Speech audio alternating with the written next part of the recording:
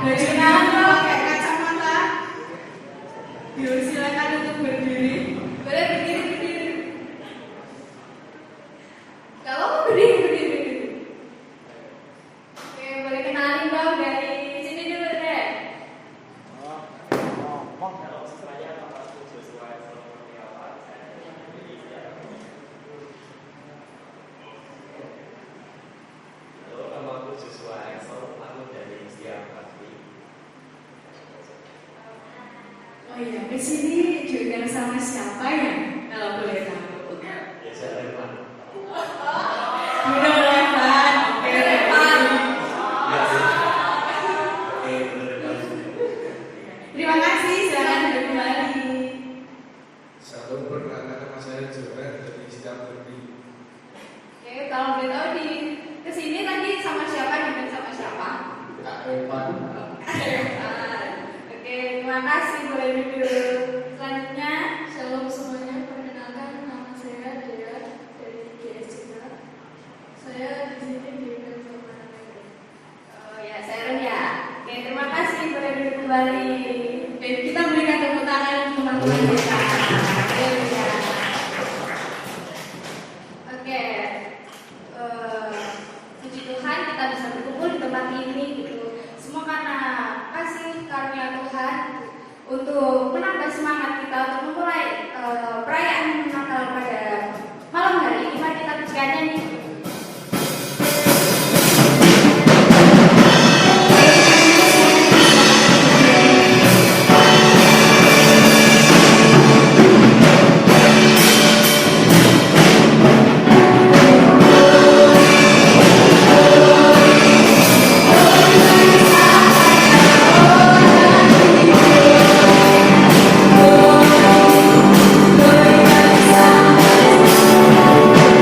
Shalom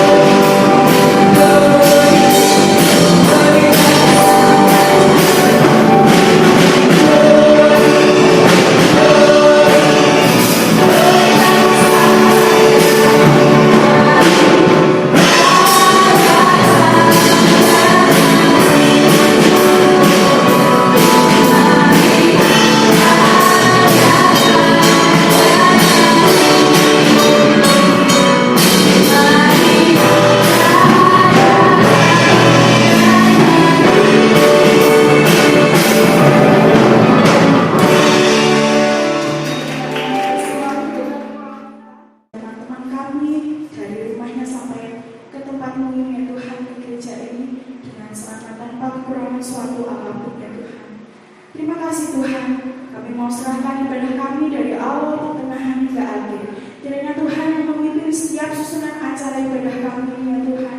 Dan semuanya ini kami percayakan ke dalam tangan kasih kuasa-Mu ya Tuhan. Kami juga bersyukur, kami berdoa untuk Bapak Kepala kami, Pendeta Yoyo. Kiranya Tuhan menyertai Bapak Pendeta Yoyo yang akan menyampaikan kebenaran firman-Mu pada sore hari ini ya Tuhan. Kiranya apa yang Pendeta Yoyo sampaikan ini Tuhan dapat kami materaikan ke dalam kehidupan kami sehari-hari nanti ya Tuhan. Terima kasih Tuhan Yesus, hanya di dalam kasih kuasa-Mu yang hidup ya Tuhan, kami sudah berdoa dan mengucap syukur. Haleluya, amin. Masih semangat? Masih. Puji Tuhan. Mari kita pujikan dari pulau dan benua.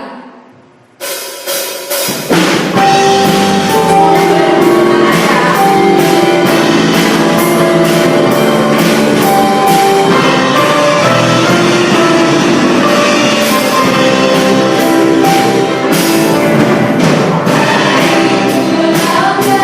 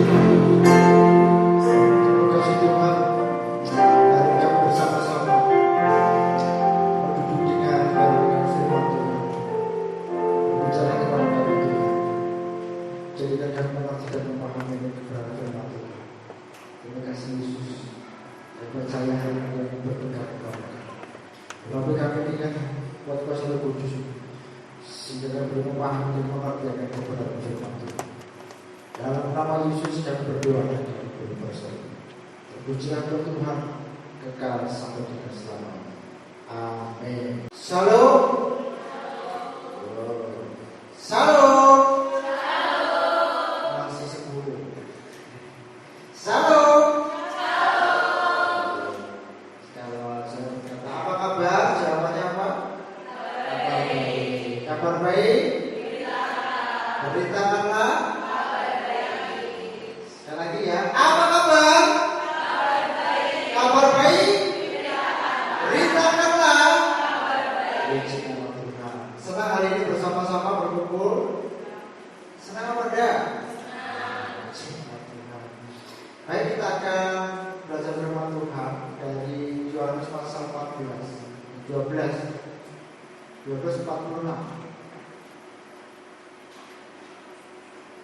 Kita akan baca sama-sama. Yohanes pasal yang ke-12 ayatnya yang ke-46.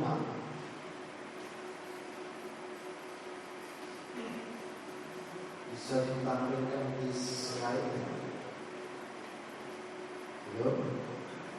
Oke. 46. Yohanes 12:46. Ditunggu, rasa grogi. Enak aja rasa grogi. Tunggu rasa besuk. Baik, kita akan baca sama-sama ya. Siap? Tinggi suara. 1, 2, 3. Aku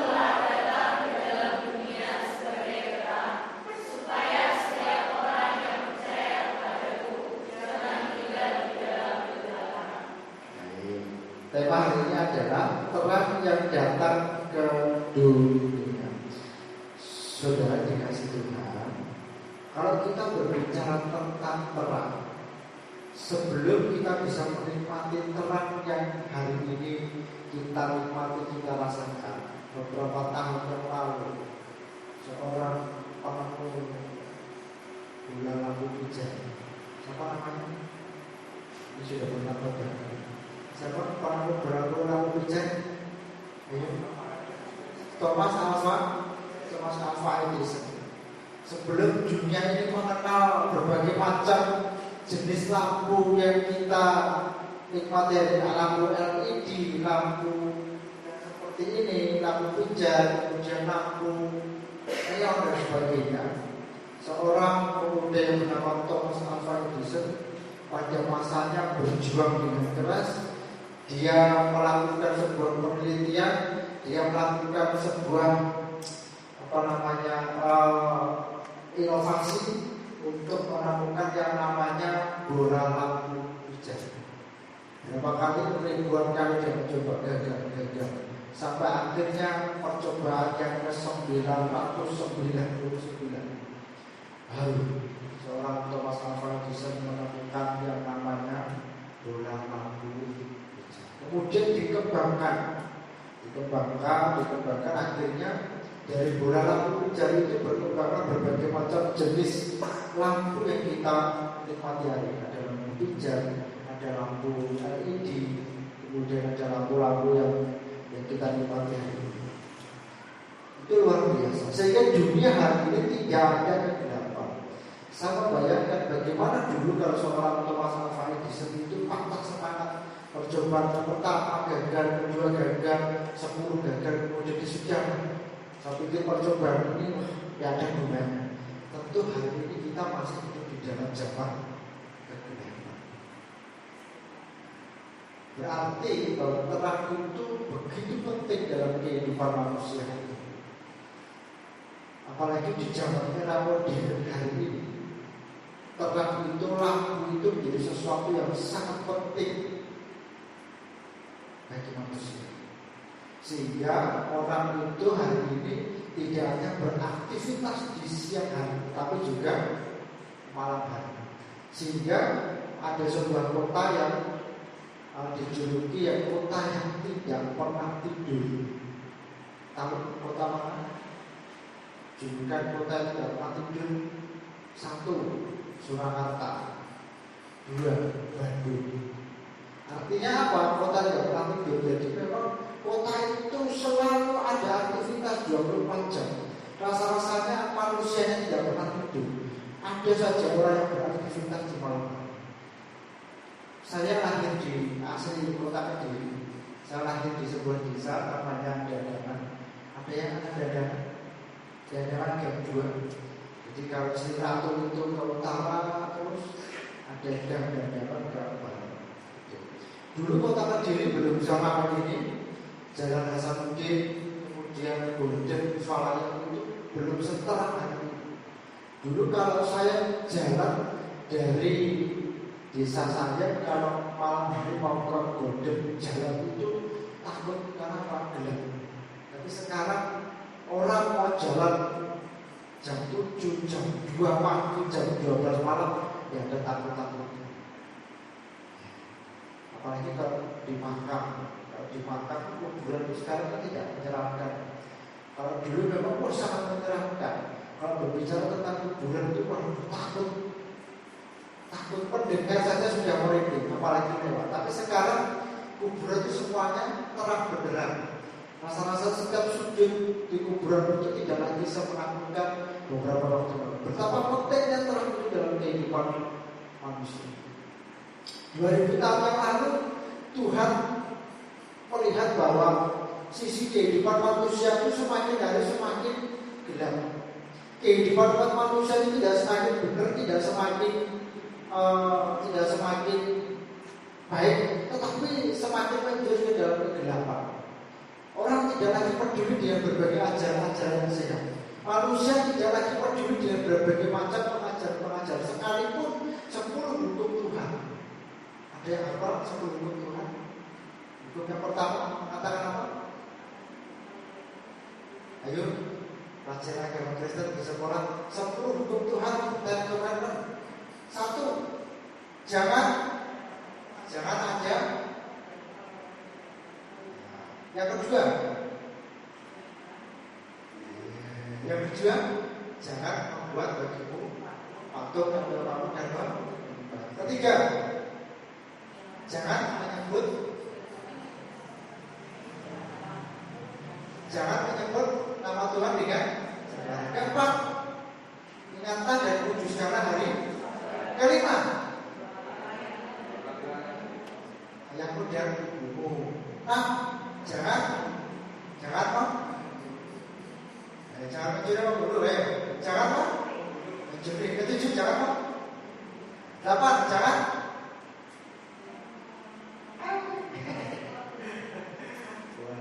ini 2000 tahun lalu 10 tahun sekalipun sudah diberikan oleh Tuhan kepada bangsa Israel, tetapi kehidupan manusia tidak semakin baik, tapi semakin bobrok.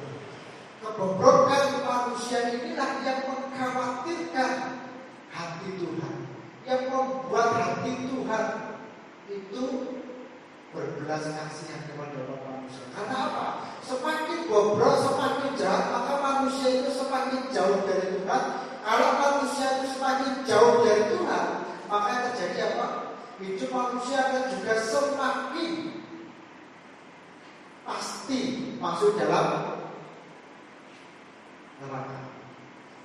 Karena hidup manusia itu bukan hanya jasmani saja. Ingat, dalam dirimu itu ada 2. 1 jasmani, 2 rohani. Yang kita hidupi hari ini adalah kehidupan jasmani. Rohani yang nanti akan ketika sudah selesai dalam kehidupan saudara, yang akan nanti kembali kepada Tuhan.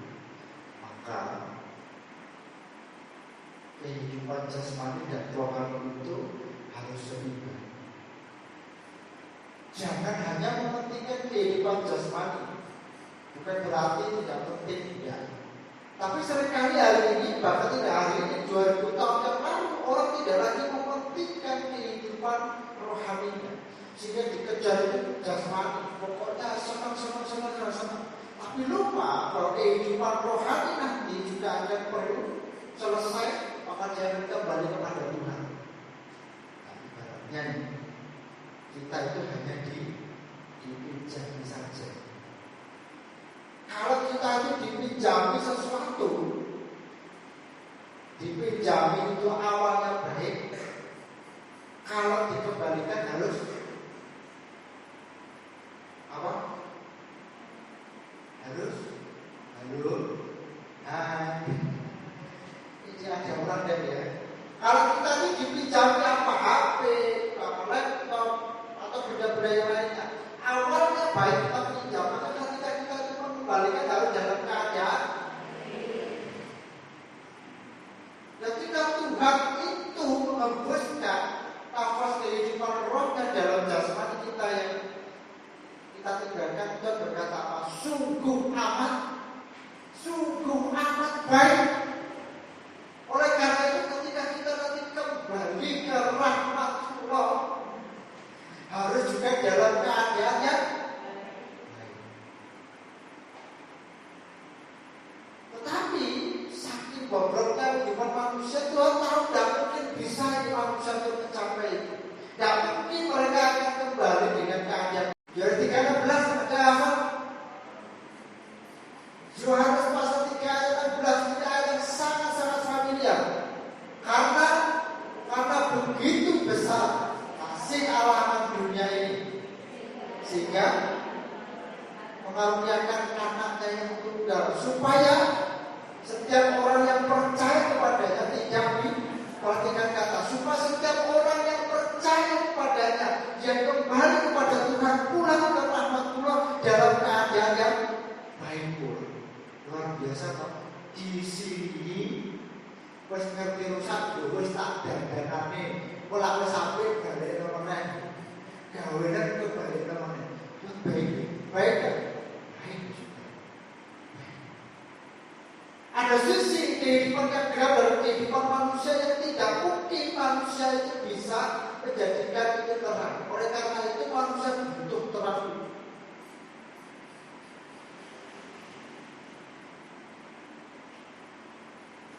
Yesus sebagai terang itu ingin menerangi kehidupan manusia yang semakin gelap.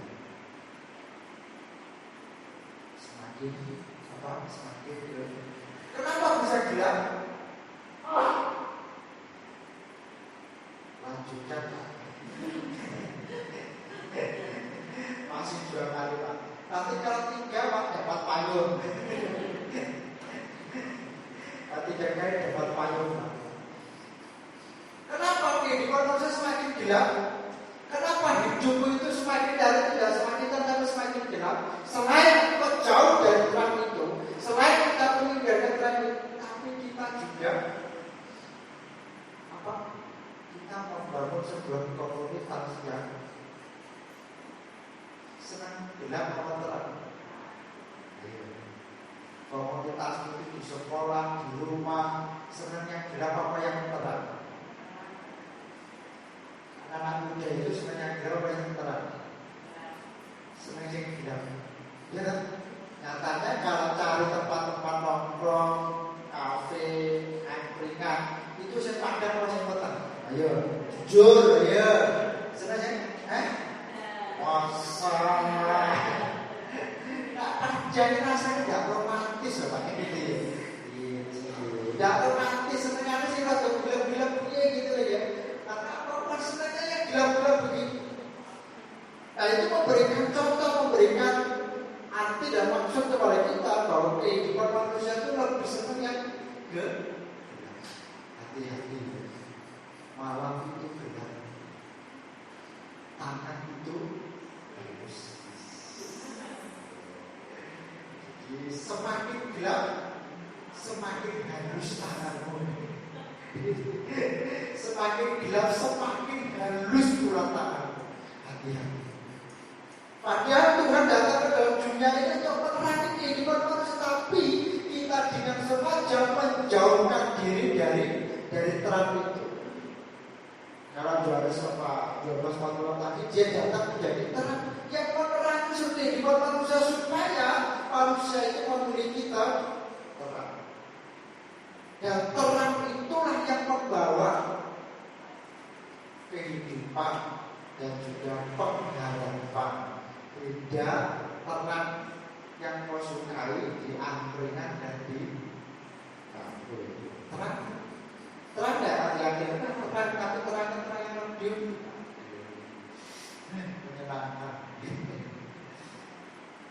dibandingkan dengan terang yang kau sukai, ada secangkir kopi.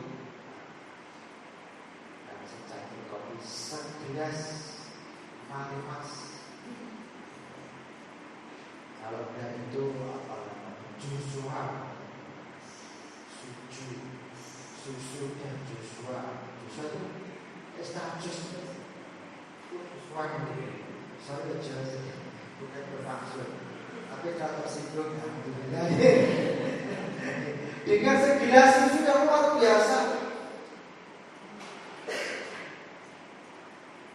Apalagi ditemani dengan kalau ada istrinya. Jadi orang sak gelas, mau bisa gelasnya sampai semeni. Iya, cara kopi kalau tidak dianggap doang jangan tidak koyo bisa merasakan seperti. Ya, kebanyakan orang hari ini suka dalam kehidupan yang gelap. Yang terang itu hadir di dalam kegelapan. Yesaya 9 ayat yang kedua. Kok utang kan? Untuk ngomong dong, kita kayak sedikit. Pembicaraan tentang Yesaya 9 ayat juga. Wes, boleh kita baca sama-sama. 1, 2, 3. Nea yuto ya. Baca 1, 2, 3.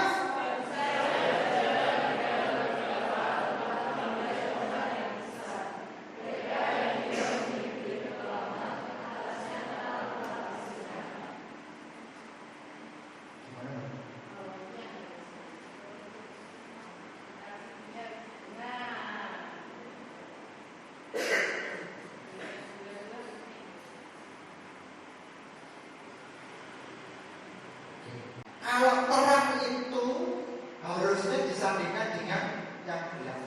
Betul enggak? Terang itu tidak bisa disebut terang kalau di dalam berada di tempat yang terang. Kayak misalnya ini kelihatan ya lampu gitu, tapi ini padam, tapi ini terang, betul enggak? Lampu ini kelihatan ya terang ya, tapi ini bisa disebut terang? Enggak, karena berada di tengah terang. Karena berada di tengah terang, maka disebut sebagai lampu saja. Karena tidak bisa terang. Terang hanya bisa dikatakan sebagai terang kalau dia berada di tengah kegelapan, sekecil apapun. Kalau bahasa Jawa itu ada istilah namanya demar. Tahu demar? Demar itu bahasa Jawa. Itu lampu yang kecil atau ubin. Kalau sekarang ya, dulu zaman saya kecil masih namanya ubin. Ubin itu terbuat dari bisa botol minuman itu, minuman plastik, kemudian tutupnya dikasih sumbu, kemudian diisi minyak tanah, disumet. Nah, dulu kalau saya belajar itu ada itu. Bikin PR, bikin apa itu, kerjakan itu.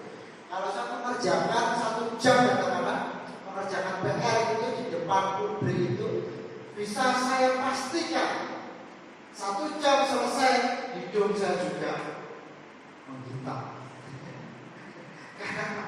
Karena saya sekaligus upah dulu apa namanya hasil pembakaran dari publik. Maka saya pengetahuan lagu Jogja yang di sini itu hitam, kemudian di tengah itu hitam dulu. Terang itu ada berfungsi ketika berada di tengah kegelapan. Maka kalau terang itu di tengah terang, maka dia tidak akan berfungsi dengan baik. Sama dengan kehidupan saudara tanpa Yesus. Kita tidak akan berubah. Kalau terang itu hanya di dalam gereja, ya percuma. Maka terang itu harus bersinar di luar gereja. Tapi banyak orang, banyak anak-anak muda itu terangnya berpedar paling terang ketika berada di dalam gereja. Kalau di luar gereja, ya jadi terang sama sekali. Yang terjadi apa? Terangnya hanya pada waktu di gereja, terangnya pada waktu dia melayani di gereja. Jadi terangnya luar biasa. Karena apa? Dilihat banyak orang, glory bagi sama Jehovah, haleluya. Terangnya luar biasa. Tapi ketika turun dari mimbar, keluar dari gedung gereja ini, jujur, apakah terangnya itu masih bercahaya? Enggak. Saya berkatakan enggak.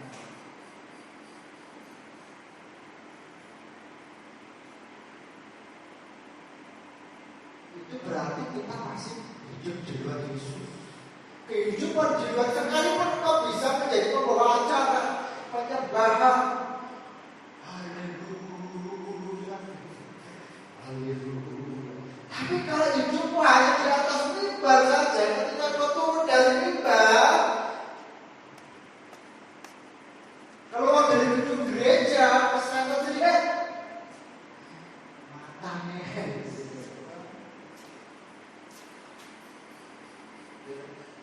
Anjir, gitu, saya begitu. Itu kata-kata familiar, kita dari kata anjing. Setuju tidak dengan saya? Tapi itu sekarang jadi familiar. Koncoku bohong jarang jadi tanpa terasa koncoku kira-kira anjir ya. Surat berdoa anjir, kayak saya bilang gitu. Iya saya batin bocah gitu koncoku dikira-kira. Jangan. Itu namanya kita tidak menjadi terang. Maka terang itu harus tetap ketika kau di gereja, kau menyerap terang dari Tuhan, kemudian keluar dari gedung gereja ini, maka terang itu jangan kau padamkan, jangan kau tutup dengan gantang, dengan sikapmu, dengan perbuatanmu. Boleh kau bercanda. Setuju, saya juga senang bercanda kalau dengan anak-anak di belakang mungkin itu Pak Putih ujiannya bertahan. Saya senang bercanda. Ya bercanda ya bisa kita bisa ngakak, kita bisa apa dari apa saja. Tapi hari ini banyak anak muda itu guyon itu kalau tidak nyerempet itu rasanya tidak marah. Dia Mas Irfan, kalau bukan Mas Irfan maksudnya. Guyon itu tidak nyerempet.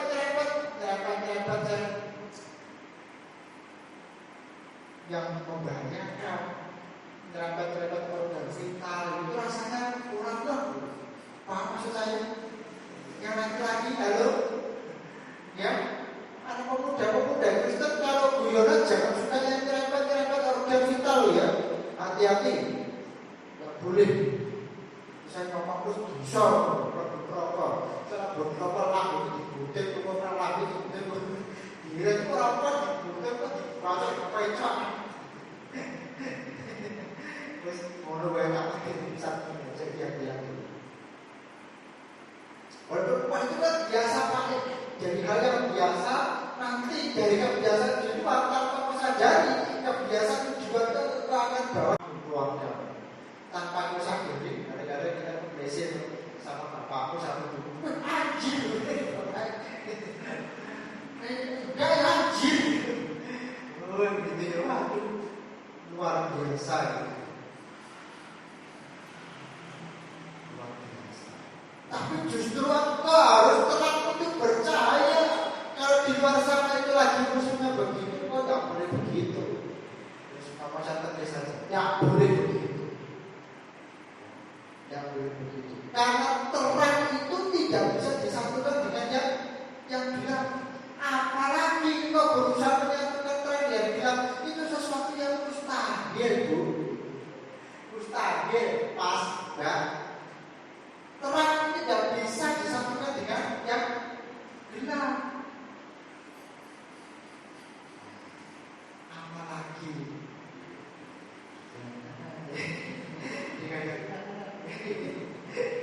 apalagi tidak bisa. Saya senang kalau misalnya dimulai sama-sama Tuhan untuk persekutuan itu. Tidak bisa, kita coba mempersatukan dengan yang.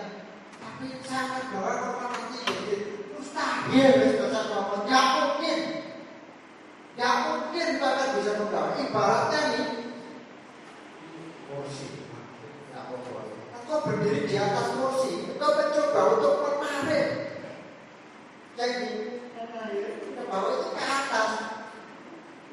Yang ada, kue jelungkup ya, tidak mungkin, betul.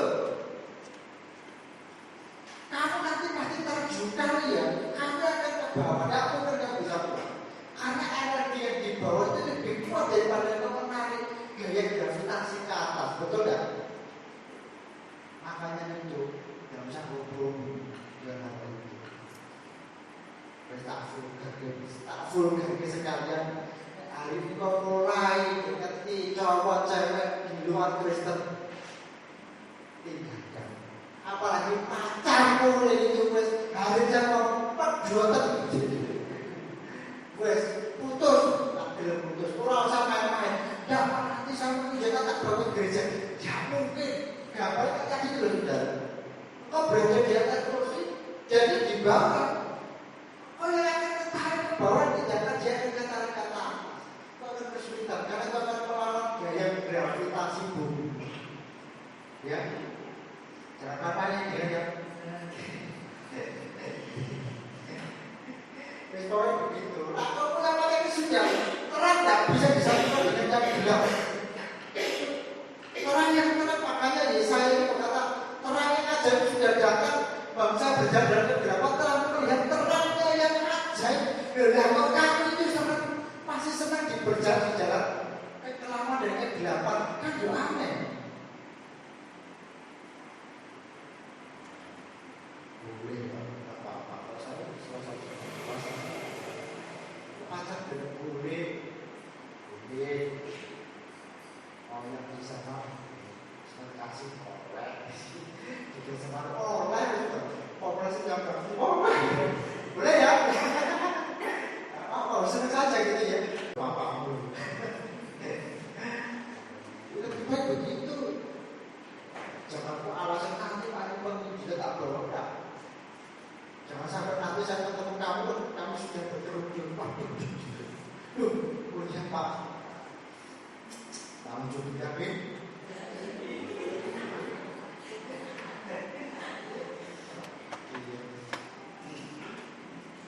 Sudah satu sifat, berarti sudah lah dengan kurva itu. Ya.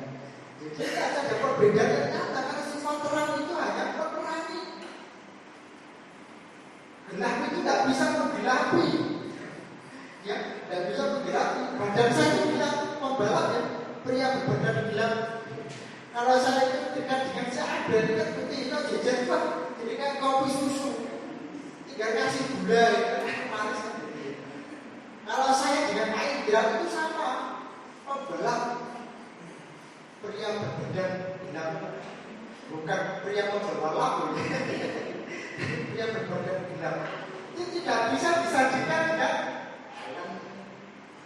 Kemudian yang lain, waduh, nanti akan kelihatan betapa tenangnya dan tidak terawatnya.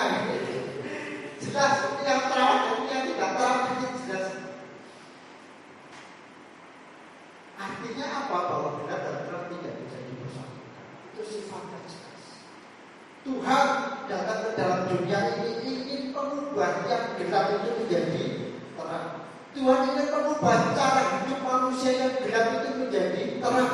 Jadi ketika manusia itu roh yang kembali ke dalam kerajaan surga, dapat menikmati kerajaan surga yang sesungguhnya, tidak dalam kegelapan. Ya, amin.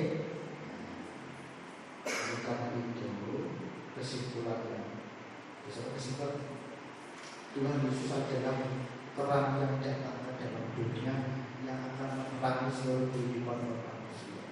Oleh karena itu, saudara jadi terang yang saya kita akan kehidupan. Orang bicara berapa kadang-kadang itu ya pasal itu ngomong foto balik itu paman itu ngomong apa blok itu. Yang perlu kita sendiri, yang keren itu. Ya, itu ya.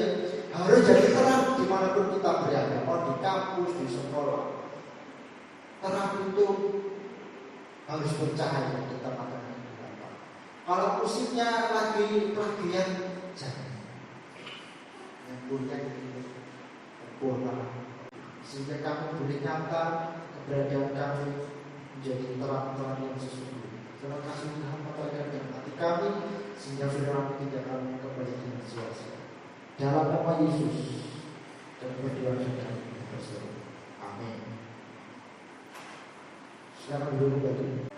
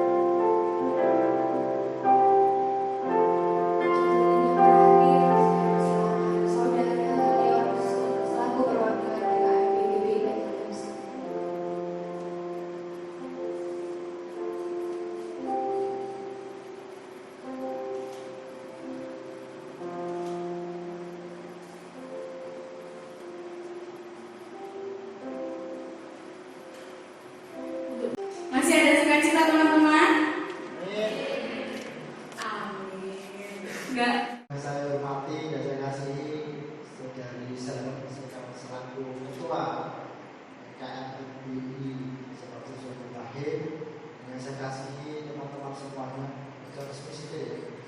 Jadi yang saya kasih teman-teman semuanya, halo, selamat malam. Senang bisa bersama-sama dengan kalian hari ini sebagai wujud kebersamaan kita. Ini merupakan Natal kaum muda di tahun 2024. Jadi seperti tema hari ini, tetaplah menjadi terang bagi dunia dan tetaplah menjadi saluran berkat bagi saudara-saudara yang di tengah-tengah kegelapan. Juga mengucapkan selamat Natal tahun 2024 dan menyongsong tahun baru 2024. Dan kiranya tetap semangat dan jangan lupa persiapkan diri kalian untuk mengikuti IBJC.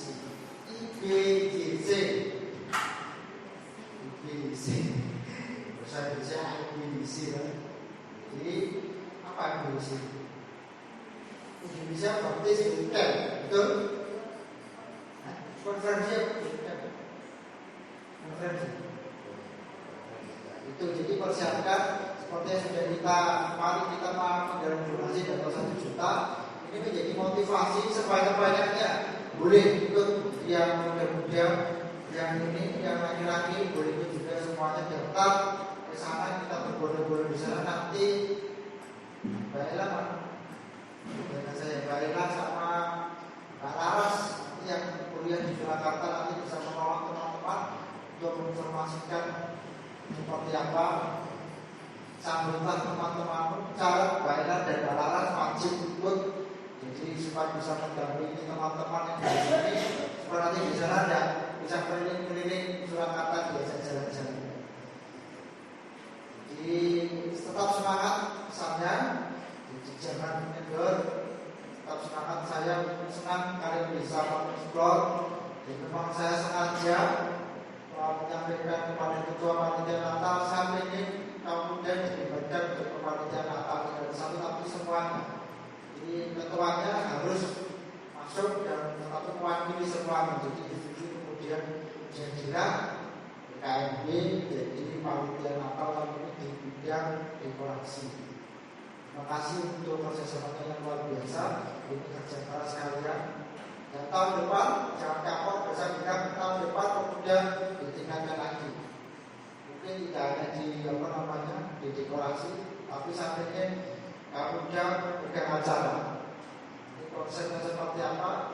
Nanti ada Mbak Indah yang bisa membimbing. Jadi nanti seperti apa? Jadi saya pengen nanti ini masih ada. Saya melihat kalian mampu bisa. Tahun depan acara pasti juga bisa. Jangan kerja keras saja. Jadi itu pesan saya. Jadi semangat terus dan bisa memberkati kita semua. Untuk Bapak Pendeta, terima kasih Pak untuk semuanya.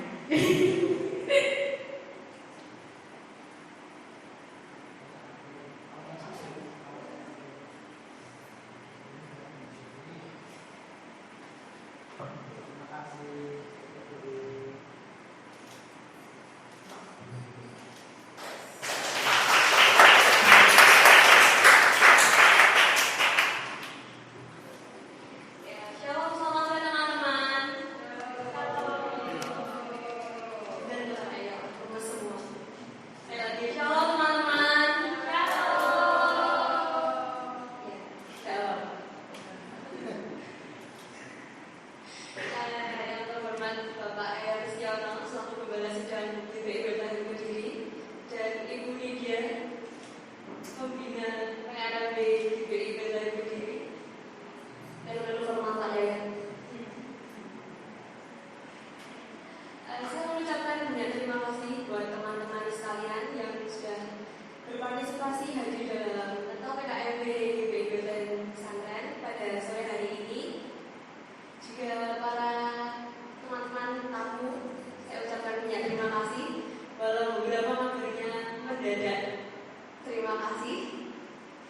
pasti benar-benar tersendiri buat kalian.